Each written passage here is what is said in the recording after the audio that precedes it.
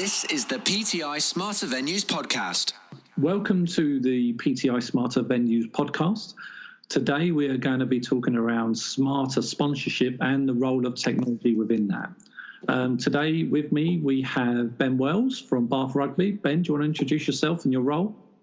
Hi, yes, I'm the Chief Commercial Officer at Bath Rugby. My role encompasses commercial activity, marketing, and operations and strategy, and I do the same on the Stadium for Bath project, which is our project to build a new stadium, building something exceptional in the heart of Bath. Fantastic. And we also have Brian Mahoney from Connacht Rugby. Brian, do you want to introduce yourself and your role? Yeah, certainly. Very similar to Ben, I'm the head of commercial and marketing here at Connacht Rugby, so similar job functions here. Charge of really all the commercial revenue that the club generates, and then all the marketing kind of communications out of the club, and likewise just kind of leading the commercial lead on the project for our new stadium project as well, which is in Galway in Ireland. So hopefully building an exciting new stadium and high performance centre.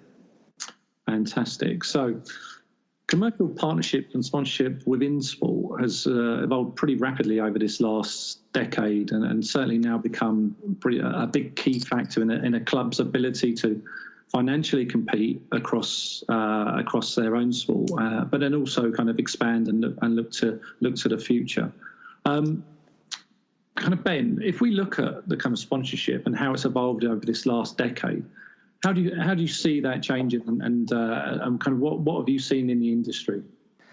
I think probably a more pertinent question is how should the sponsorship industry have evolved in the last decade? I mean, I've come from a sponsorship background, and I've worked as a consultant, working both brand side as well as rights holder side, and for me, it's always been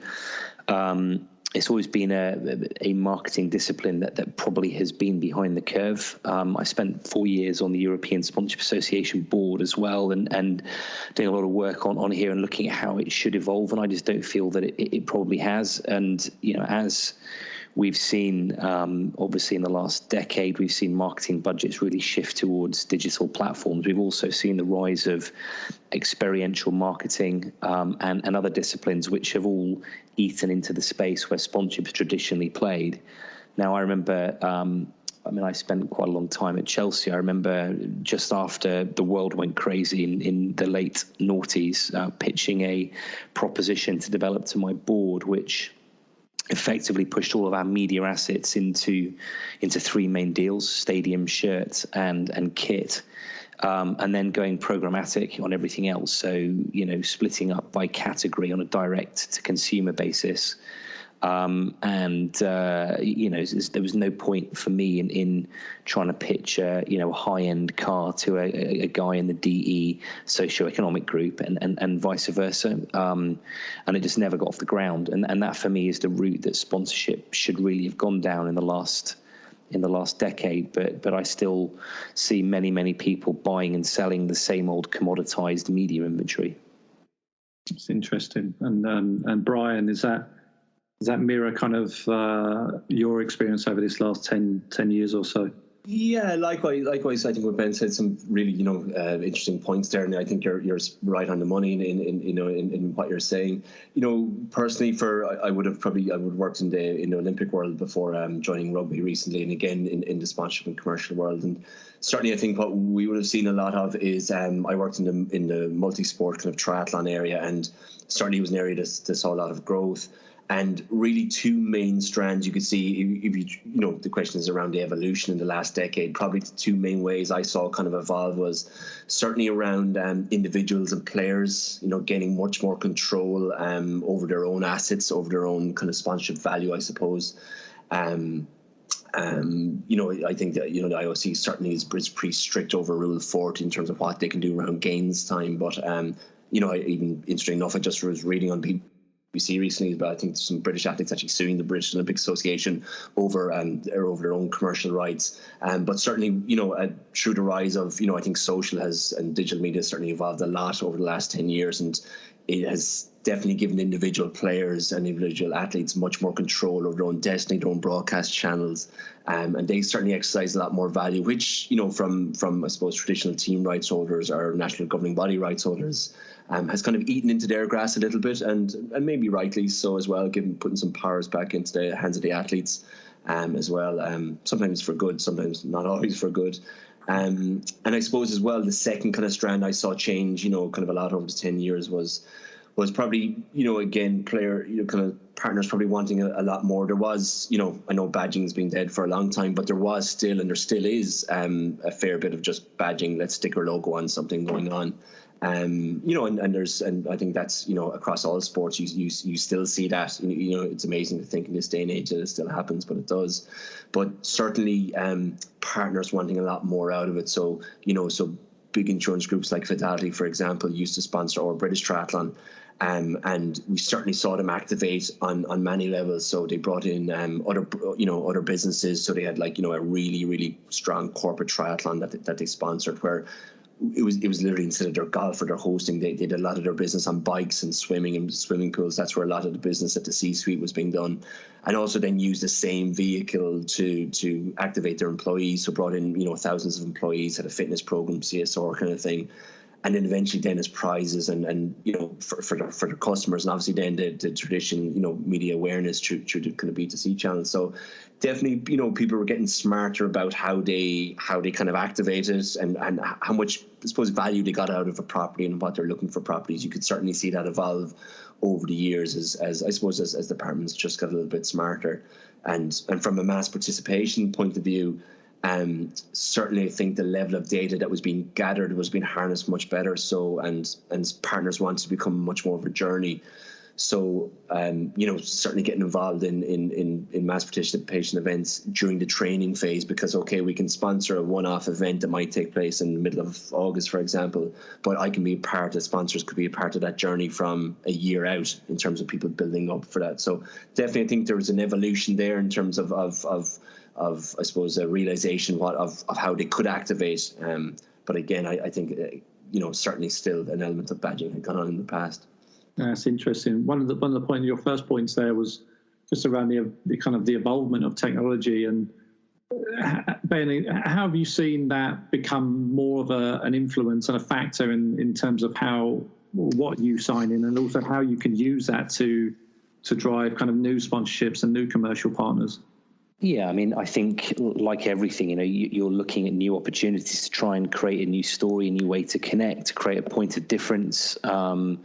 You know, I think, I mean, the technology revolution that we have around us is still very nascent. And, you know, I don't think we've committed to it fully. I mean, it's interesting. When I was consulting, I remember, you know, the CEO of one Premier League club asking me, you know, what is the ROI on high density Wi-Fi? And it's not you've got to get out the traditional way of thinking. It's not a silo approach to this. It's understanding the role technology plays in a broader strategy. But the temptation is always to say, well, if I spend X, do I immediately get Y back? Is it guaranteed? If it isn't, then I won't do it. And as we all know, you know, most sports clubs are operating on a week-to-week basis. They don't have the headspace to take a step back and say, well, can we map that strategy out and work out what role it could play? So, I mean, if you look at the States, I mean, that's a very different story, and technology is bound up with, you know, not just, you know, a strategic a mindset, but if you look particularly at the NBA, it's part of the culture. It's part of who they are. You know, they've reduced their average age by 10 years. They're the only major sport to be doing that at the moment, and technology has played a big part in the actual identity of the sport and of the product. Whereas I think over here we tend to look at these things with suspicion and see it very much as a cost center rather than an investment in the future. Yeah, it's interesting. So then, you know, if you look at the kind of data that can provide you, is that, Brian, is that something which you're starting to look at and build into the way that you talk and communicate and offer insight back to your partners around their kind of sponsorships?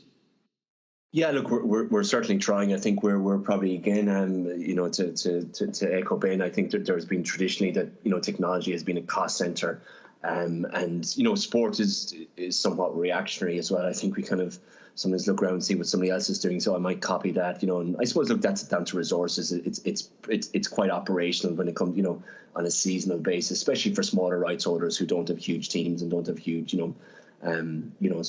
so huge means at their disposal. But certainly, it's an element we've gone down, and we're just trying to get smarter. We've kind of had the same issues. A lot of people probably had a fair amount of data, but it was all sitting completely siloed all over the place, even from just using different ticketing systems and systems not talking to each other. So we've literally just gone through a process over the last number of years of consolidating all our data sources, just trying to get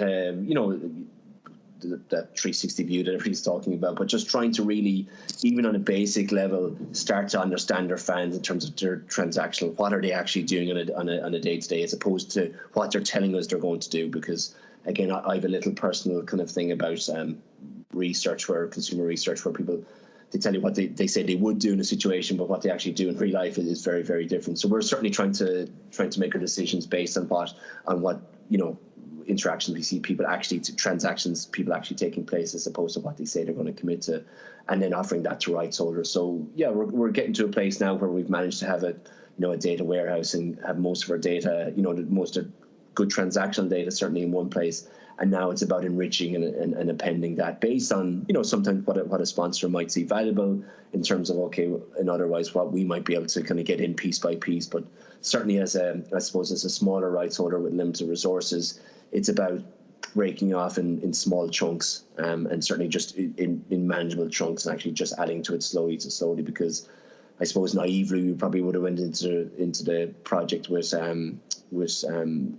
certainly a very different timeline than the way it actually turned out in the end. I think just consolidating 3 different ticketing systems that we had over years here was actually just a huge scope of work that we probably underestimated a little bit, and probably underestimated how the state of the data integrity really over the years. But getting to a point now where we can actually kind of have a fair idea of what our consumers are doing or what they're going to do, and then being able to leverage that for our partners. I think Ben is saying it's right. You shouldn't be trying to sell a premium in car for example, to somebody who just can never afford it. So the correct type of offers to the correct type of people at the correct time. Yeah, it's interesting. In terms of capturing the fans' feelings around the kind of the commercial partnerships and tie-ups that you guys have done, is that something which is something which you're able to do and able to get a kind of feeling back from the fans and the customer base? We haven't done anything qualitative. We're quite particular about who we want to partner with. We have our own identity and our own sense of purpose, and we're very fortunate that we have a number of big blue chip partners involved in the club, and it's, I think, anecdotally you hear that people are delighted that we have someone like a Dyson on the shirt, because it sends out the right message. But it's, for us, it's still very much a local play, because that's where our heartland is. But we run events like the Clash, which we take up to London, where last year we engaged with, we sold 60,000 tickets, but we had 20,000 new people coming into our world. So for me, a big part of when I'm looking at ROI on things like investing into the Clash is understanding how do we create a new way to engage with those people that we can then package up and bring in partners who otherwise maybe wouldn't engage with us. Yeah, that's interesting. And when we kind of look at the broader kind of technology giants who are seemingly coming into sport and looking to pick up rights, people like Amazon and Facebook and YouTube, how much do you think they'll become a factor in sponsoring, becoming a key sponsors in the sport that we currently have? Yeah, it's I think it's a really, really interesting space, actually. Obviously there's been a bit of a battle for NFL rights with Amazon and Twitter for Thursday Night Football, but it's certainly, I think, for me personally, of all of them, Amazon is really, not no pun intended, but really primed to take a strong position here, because they can actually show real return on investment for potential partners. So just being able to be able to link in and actually being able to deliver, okay, well, off the back of these adverts, obviously they're acquiring the rights, reselling them to the 5 or 6 key kind of retail partners, and then being able to show those brands, okay, well, actually through this advertising and this placement, you've sold X amount of product. That's a really, really powerful place to be. And it probably puts it ahead of some of the others. I obviously know Facebook through Marketplace, probably maybe start to do some of the same, perhaps. YouTube probably have some linking with Google to do the same. But I think Amazon have a real strong vehicle there, where obviously they can make some of the rights back, both on Prime membership, but also then by really showing real value for the brand. So I think it's going to be a really interesting kind of few years to see where Amazon moves, because it certainly has a great potential. I think in that space as well, we tend as sports rights holders just to think about the same model just applied to a new digital partner, whereas I think we have to unthink how these things actually work, both from a marketing and a commercial perspective. I think where there is big opportunity with the fangs, as we call them, is there's a potential to get skin in the game there. We're all basically trying to connect with the same person. How do we work together rather than having a clarity over who the broadcaster is and who the sport is? There's a real opportunity, I think, to work much more closely together in partnership to drive value for everyone, and that includes the brands. Do you see a time in the near future where, say, the Premiership Rugby would have their own app, kind of like Netflix, and people would subscribe directly to that? I don't see why anyone shouldn't be thinking about that. I mean, the whole world is going direct to consumer. Obviously there'd be a significant investment to get that going, and there'd then be a significant loss in terms of short-term revenue from the broadcast partner. But everyone needs to be looking at that, because that's the way the world's going, and we're seeing the rise of more over-the-top platforms and direct-to-consumer platforms, and we're seeing, in some places, question marks, is the subscription model still valid? I mean, I think that's still got quite a long way to run, but we should be thinking about the future. And that's not to say, existing partners in this space can't be a part of that. I mean, everything is moving so quickly. It's just a case of keeping an open mind, I think, and being prepared to understand that the traditional models may not necessarily always apply. I certainly think in dark markets, OTT platforms have a use. Pro 14 already have probably gone down that route in terms of in the rugby space that you probably just mentioned. But there will probably become a point in terms of just the general punter and all of us being oversubscribed. Like, how many things can you have a subscription for?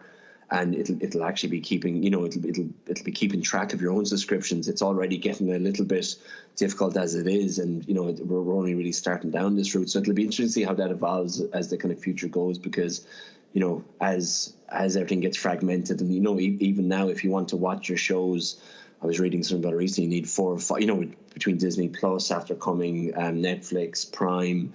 Depending how much of an avid TV viewer for a sports follower, you can have 6, 8 subscriptions you need just to kind of watch, your average kind of consumption model. So it'll get to a point where people just say, okay, this is too much. I can't, I still need to get my, my regular internet as well. So then it maybe come to a point where people can be oversubscribed, and that'll be an interesting point because obviously, it'll be the smaller OTT platforms that'll probably suffer there. Yeah, that's a really good point, actually. That's fantastic, chaps. So that's all we've got time for on this episode of the PTI podcast. We'll be back at some point soon with the next instalment, so look out for that. Thanks, chaps, and I'll speak to you again shortly. Thanks ever so much, Nathan. Thanks, Nathan. Cheers.